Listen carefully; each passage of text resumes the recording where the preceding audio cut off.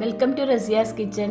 ഇന്ന് ഞാൻ ഉണ്ടാക്കുന്നത് ഫ്ലാക്സ് സീഡ് ചിക്കിയാണ്. അപ്പോൾ അതിനുവേണ്ടി 1 കപ്പ് ഫ്ലാക്സ് സീഡ് എടുത്തിട്ടുണ്ട്, പിന്നെ 1 കപ്പ് കറുത്ത എള്ള് എടുത്തിട്ടുണ്ട്, 1/2 കപ്പ് അണ്ടിപ്പരിപ്പും, പിന്നെ 3 വലിയ അച്ച് ശർക്കര. അത് ഏകദേശം ഒരു 210 ഗ്രാം ഉണ്ടാവും. അപ്പോൾ ആദ്യം നമുക്ക് ഒന്ന് ഉരുക്കിയെടുക്കാം. ഒരു 1/2 കപ്പ് വെള്ളം ഒഴിച്ചിട്ട് നമുക്കത് ഉരുക്കിയെടുക്കാം. പിന്നെ ഞാൻ അതിലേക്ക് എടുക്കുന്നത് 1.5 ടീസ്പൂൺ പശു നെയ്യാണ്.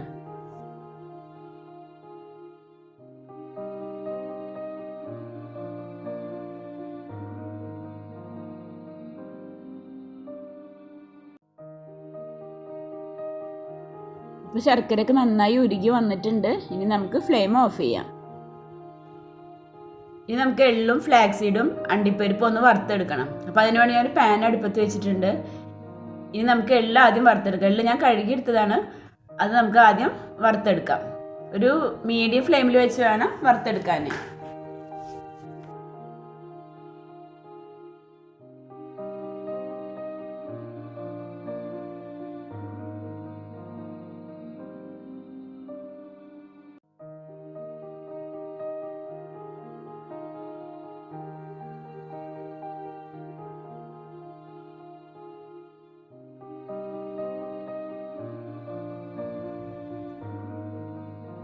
ഇപ്പം എള്ളൊക്കെ വറവ് നല്ല പാകമായിട്ടുണ്ട്. എള്ളിങ്ങനെ കുറേശ്ശെ പൊട്ടാൻ തുടങ്ങിയിട്ടുണ്ട്. അപ്പോൾ നമുക്ക് ഇനി ഫ്ലെയിം ഓഫ് ചെയ്തതിന് ശേഷം ഒരു പാത്രത്തിലേക്ക് മാറ്റാം.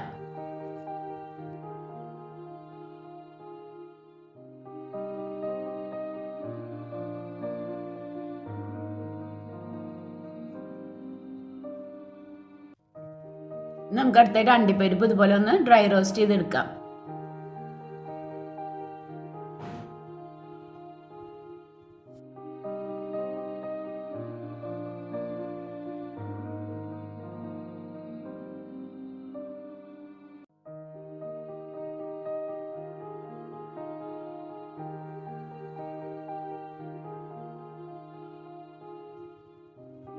ഇനി ഞാൻ ഫ്ലാക്സ് സീഡ് കഴുകിയെടുത്തിട്ടുണ്ട്. അപ്പോൾ അതുകൂടി നമുക്കൊന്ന് വറുത്തെടുക്കാം. ഫ്ലാക്സ് സീഡ് കഴുകുമ്പോൾ എപ്പോഴും ശ്രദ്ധിക്കണം, നമ്മൾ വെള്ളത്തിലിട്ട് കഴിഞ്ഞാൽ പെട്ടെന്ന് തന്നെ കഴുകിയെടുക്കണം. അതല്ലെങ്കിൽ ഒരു വഴുവഴുപ്പായിട്ട് ഒരു ജെൽ പോലെ ഇരിക്കും. അപ്പോൾ നമുക്ക് വറുത്തെടുക്കാനും ബുദ്ധിമുട്ടായിരിക്കും. അത് നമുക്കതുപോലെ തന്നെ ഒരു മീഡിയം ഫ്ലെയിമിൽ വെച്ചിട്ട് വറുത്തെടുക്കാം. ഫ്ലാക്സ് സീഡ് കഴിക്കുന്നത് വളരെ നല്ലതാണ് കേട്ടോ. ആധികാരികമായിട്ട് പറയാനൊന്നും എനിക്കറിയില്ല. എന്നാലും ധാരാളം ഫൈബർ അടങ്ങിയിട്ടുള്ളതുകൊണ്ട് നമ്മുടെ ഭക്ഷണത്തിൽ ഉൾപ്പെടുത്തുന്നത് നല്ലതാണ്. അതുപോലെ തന്നെ ആൻറ്റി ഓക്സിഡൻ്റ് ആണ്.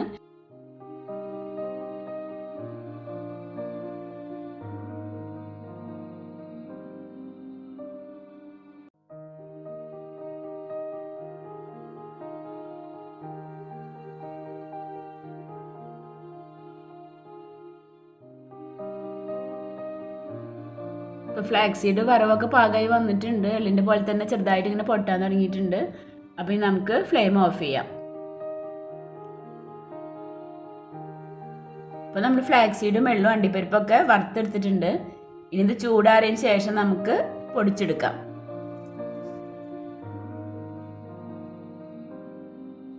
ഇപ്പോൾ ചൂടാറിയിട്ടുണ്ട്. ഇനി നമുക്കൊന്ന് പൊടിച്ചെടുക്കാം. അപ്പോൾ ഞാൻ ആദ്യം അണ്ടിപ്പരിപ്പും കുറച്ച് ഫ്ലാക്സ് സീഡും എള്ളും കൂടി ആദ്യം പൊടിച്ചെടുക്കുന്നുണ്ട്. അതിന് ശേഷം ബാക്കിയും കൂടി നമുക്ക് പൊടിച്ചെടുക്കാം.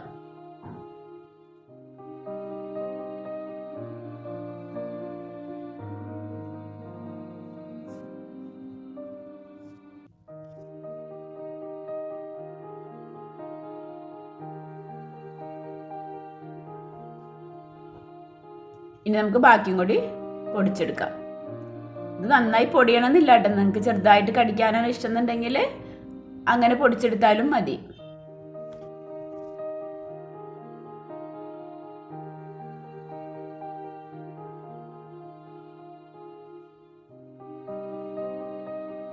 നമ്മളെല്ലാം പൊടിച്ചെടുത്തിട്ടുണ്ട്.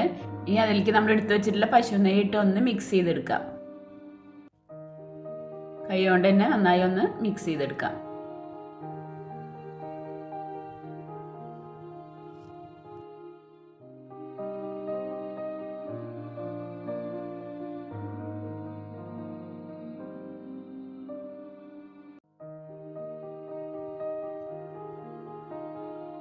ഇപ്പോൾ പശു നെയ്യൊക്കെ നന്നായി മിക്സ് ആയിട്ടുണ്ട്. ഇനി നമുക്കത് മാറ്റി വയ്ക്കാം. നമ്മൾ ഉരുക്കി വെച്ചിട്ടുള്ള ശർക്കരപ്പാവ് ഞാൻ പാനിലേക്ക് അരിച്ചൊഴിച്ചിട്ടുണ്ട്. ഇനി നമുക്ക് ഒന്ന് വറ്റിച്ചെടുക്കണം.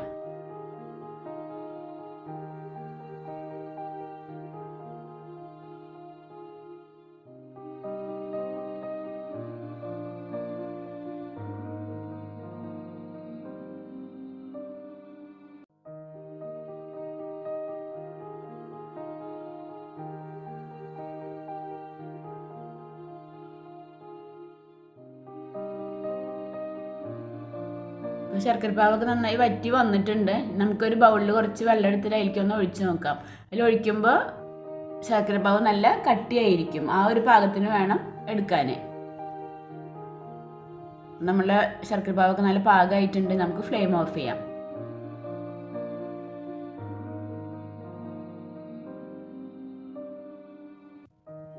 ഈ ശർക്കരപ്പാവിന് നമുക്ക് ആ ചൂടോടെ തന്നെ നമ്മൾ പൊടിച്ചു വെച്ചിട്ടുള്ള മിക്സിയിലേക്ക് ഒഴിച്ച് നന്നായി ഒന്ന് ഇളക്കിയെടുക്കണം. ഒപ്പം തന്നെ നന്നായി ഇളക്കി കൊടുക്കണം.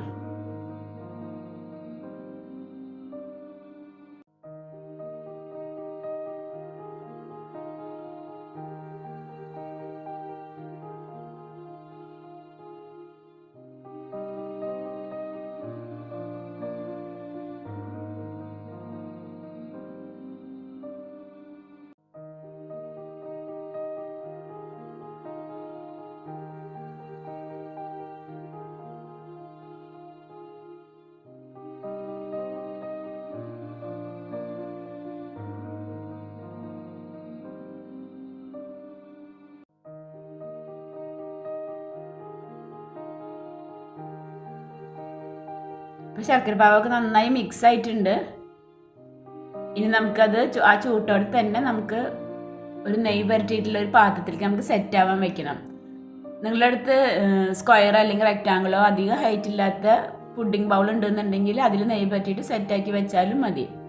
ഞാൻ അവിടെ ഒരു പ്ലേറ്റിലാണ് നെയ്യ് പരട്ടിയിട്ടുള്ളത്. അപ്പോൾ നമുക്ക് അതിലേക്ക് അത് ഇട്ട് കൊടുത്തതിന് ശേഷം നന്നായി ഒന്ന് പ്രസ് ചെയ്ത് കൊടുക്കാം.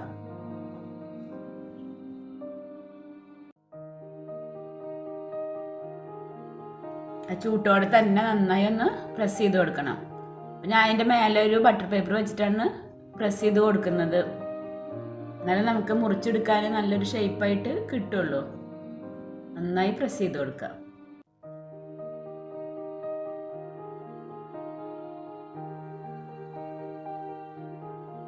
നമുക്ക് ആ ചൂട്ടോടെ തന്നെ കത്തി ഉപയോഗിച്ചിട്ട് ഓരോ ലൈന് ഇട്ട് കൊടുക്കാം.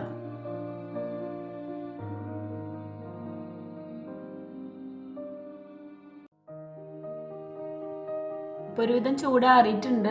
ഒരു 10 മിനിറ്റ് ആയിട്ടുണ്ട്. ഇനി നമുക്ക് ഒന്ന് മുറിച്ച് ഓരോ പീസായിട്ട് അതിൽ നിന്ന് എടുക്കാം. കത്തി ഉപയോഗിച്ചിട്ട് കട്ട് ചെയ്തെടുത്താലും മതി. ഞാൻ അവിടെ പിസ്സ കട്ടർ ഉപയോഗിച്ചിട്ട് കട്ട് ചെയ്തെടുക്കുന്നത് മാത്രം. ഇനി നമുക്കതൊരു കണ്ടെയ്നറിലാക്കിയിട്ട് സൂക്ഷിക്കാം.